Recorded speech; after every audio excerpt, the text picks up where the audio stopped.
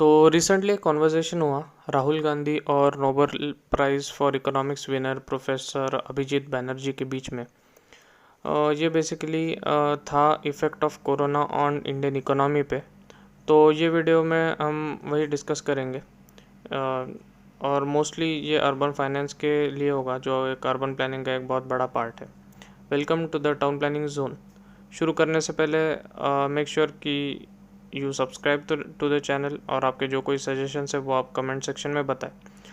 तो let's start. सबसे पहले उन्होंने ये पॉइंट कहा कि स्कीम्स लाइक मनरेगा और ये जो एम्प्लॉयमेंट और रोज़गार की स्कीम्स है, ये जो यूपीए गवर्नमेंट ने लाई थी, वो इनएडिक्वेट है। मतलब बाद में जो सरकार का ट्रांजिशन हुआ उन्होंने भी इसे यूज़ किया, लेकिन ये काफ़ी उन्हें इनएडिक्वेट लगी। मतलब उन्होंने ये ऑब्ज़र्व किया कि काफ़ी लोग थे जो इनका फ़ायदा नहीं ले पा रहे थे, काफ़ी लोग इस स्कीम के कवरेज के बाहर थे। एक एग्ज़ाम्पल मैं दे सकता हूँ कि जो मुंबई के अंदर जो वर्कर्स है, जो मनरेगा मुंबई को कवर नहीं करती, मतलब मनरेगा का ऐसा कोई प्रोजेक्ट नहीं है जो मुंबई में एक्टिव है। तो मुंबई के जो वर्कर्स है, जो मीडियम या स्मॉल स्केल इंडस्ट्री से जिनको अभी पैसे नहीं मिल रहे, तो उनको मनरेगा का कवरेज मिलना चाहिए। मतलब उन्होंने कहा कि मनरेगा या ऐसे जो कोई स्कीम्स है उनको उनका कवरेज बढ़ाकर मैक्सिमम लोगों को उसका फ़ायदा हो, ऐसी कोई स्कीम सरकार ने निकालनी चाहिए, ऐसा उन्होंने कहा। दूसरी एक बात उन्होंने कही कि the idea of nationalizing the Aadhaar card, मतलब आधार कार्ड को राशन कार्ड के साथ अटैच करके जो भी ज़रूरतमंद है वो अपने नज़दीक के राशन कार्ड की दुकान में जाकर सामान ले पाए, ऐसी कोई स्कीम निकालने के लिए कहा। अभी प्रॉब्लम ये हो रही है कि एक माइग्रेंट वर्कर है जो यूपी या बिहार का या किसी और स्टेट का है, और वो मुंबई में काम करने के लिए आया है, तो उसे राशन नहीं मिल रहा क्योंकि उसके आधार कार्ड पे जो एड्रेस है वो उसके बेस शहर का है, मतलब बिहार का या उत्तर प्रदेश का, ऐसा उसके राशन कार्ड पे एड्रेस है।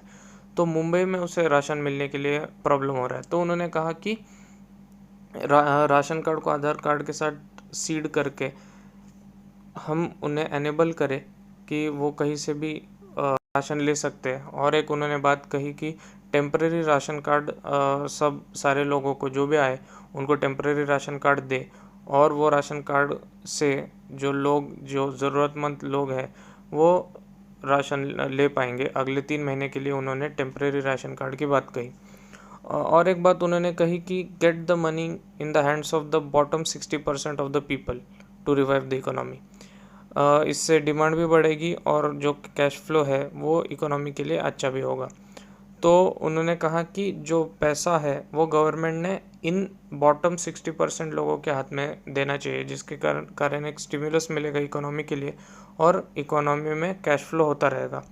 और एक बात उन्होंने कही कि जो यूएस है और वो जो स्टिमुलस पैकेज दे रहा है, मतलब लोगों के हाथ में जो पैसा दे रहा है, वो 10% ऑफ उनका जीडीपी था। वेराज अगर हम इंडिया में देखें तो वो उन्होंने जो स्टिमुलस पैकेज डिक्लेयर किया है दैट्स 1% से भी लेस ऑफ द जीडीपी। मतलब इंडिया को और डेयरिंग होना पड़ेगा और ज़्यादा से ज़्यादा पैसे लोगों के हाथ में पहुंचाने पड़ेंगे, जिसके कारण इकोनॉमी भी मतलब लॉन्ग टर्म के लिए सस्टेन कर पाए। और एक बात इसमें राहुल गांधी ने उठाई थी कि सेंट्रलाइजेशन और डिसेंट्रलाइजेशन उसका बैलेंस कैसे करना चाहिए। मतलब उन्होंने ये कहा कि जो बड़ी सब्जेक्ट्स है लाइक ट्रेन या एयर फ्लाइट्स का, वो सेंट्रल गवर्नमेंट कर सकती है, और जो लोकल इश्यूज़ हैं, जो स्टेट वाइज इश्यूज़ है, तो स्टेट को वो लिबर्टी मिलनी चाहिए कि स्टेट डिसाइड करेगा कि वो लॉकडाउन को किस प्रकार से इम्प्लीमेंट करेगा। क्योंकि हर स्टेट का जो अर्बन फॉर्म होता है या अर्बन स्ट्रक्चर होता है वो अलग होता है, और वो हर स्टेट अपना अर्बन फॉर्म जानता है, और वो किस प्रकार से लॉकडाउन को इम्प्लीमेंट करना है या किस प्रकार से लॉकडाउन में रिलैक्सेशन देना है वो ज़्यादा समझता है। तो सेंट्रल गवर्नमेंट को इस क्षेत्र में उसमें इंटरफेयर नहीं करना चाहिए, ऐसा एक ओवरऑल इसका सार बन रहा है।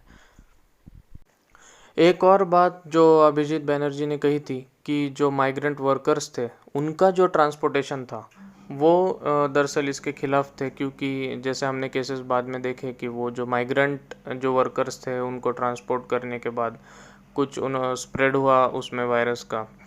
तो ये चीज़ को उन्होंने अपोज़ किया। उन्होंने कहा कि इसकी कोई ज़रूरत नहीं थी, या फिर करना था फिर भी वो टेस्ट करके उन लोगों को ट्रांसपोर्ट कर सकते थे। तो ये एक ओवरऑल चीज़ इनके डिस्कशन में मिलती है। तो इस वीडियो में बस इतना ही। ये वीडियो आपको कैसी लगी कमेंट सेक्शन में बता सकते हैं। Thank you.